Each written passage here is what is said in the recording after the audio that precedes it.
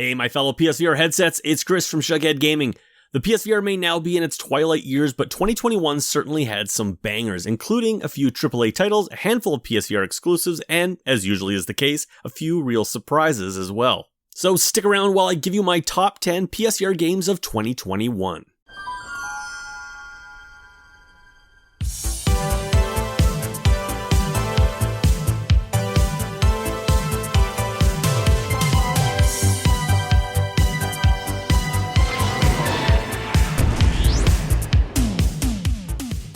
As always guys, if you like this video, please consider leaving a like, subscribing if you aren't already, and sharing the video, as all of that really helps out the channel. And with that whoring of myself out of the way, let's kick this off with a quick look at some amazing runner-up titles that we saw this year that are also worth your attention.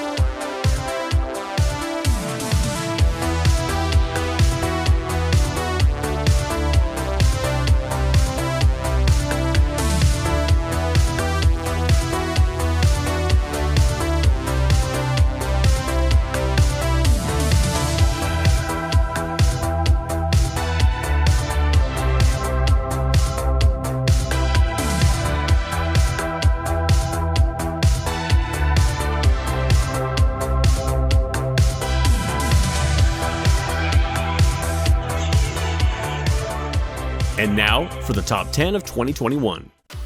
Kicking off our list is a game that, based on pure fun factor, could have easily been much higher in this list. Unfortunately, after the fall, a VR take on the Left 4 Dead formula launched especially buggy on the PSVR and simply lacked a depth of content. That being said, the game has an incredibly fun game loop and was a blast with friends despite its issues.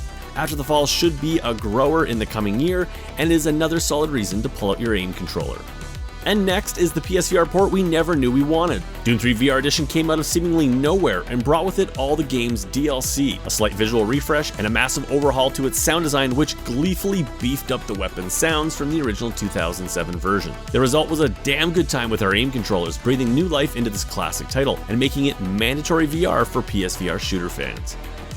Arashi Castles of Sin was yet again another surprise for me in 2021. A game that flew under the radar for most, Arashi turned out to be another PSVR exclusive for headsets to brag about. Not perfect to be sure, this Tenchu-inspired ninja assassin title for me was often visually stunning and offered up a really fun blend of hide-and-seek gameplay that often reminded me of my time in Arkham City. With some great verticality in its playground-styled maps and some really fun weapons, Arashi deserves to be on this list and in your PSVR library.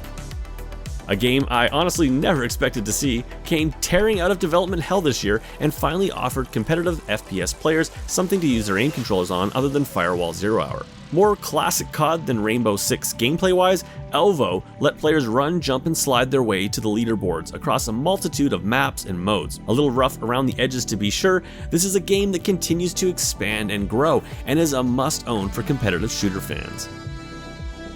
Fracked is next. A PlayStation exclusive that pulled off the impossible by actually making the Move controllers work brilliantly in a two-handed full locomotion action title. While a little on the short side, this extremely polished injection shot of VR action looked and played so well, it often felt like a VR title we might have expected on the PSVR 2.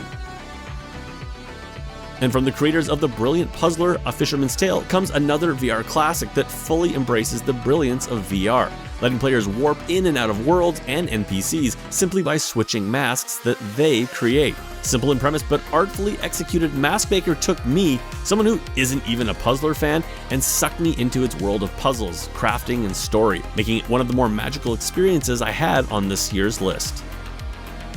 PSVR headsets tired of smashing blocks got a breath of fresh air in 2021 with the release of Synthriders, a music rhythm game that offers up more dance and less flail with its take on the genre.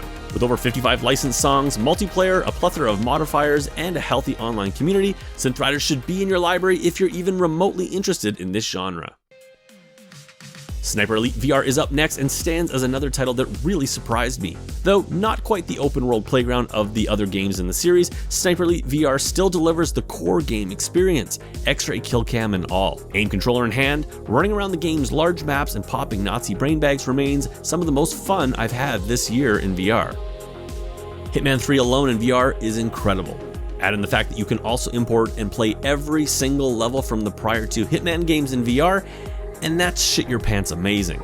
Visually, Hitman 3 in VR pushes the headsets to its limits, delivering a scale and polish we rarely see, offering a detailed sandbox for players to explore and experiment in. And while it's true that the track DS4 controls really disappointed me here, it should not take away from the epicness that is Hitman in VR.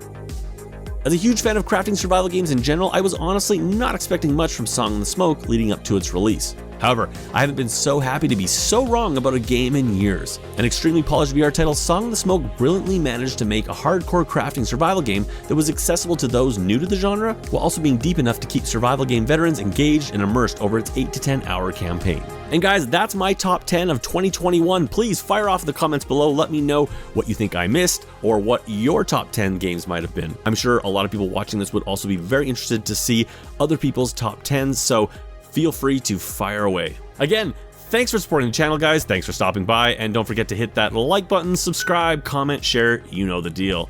As always, guys, this is Chris from Shuckhead Gaming, and I'll catch you on my next video.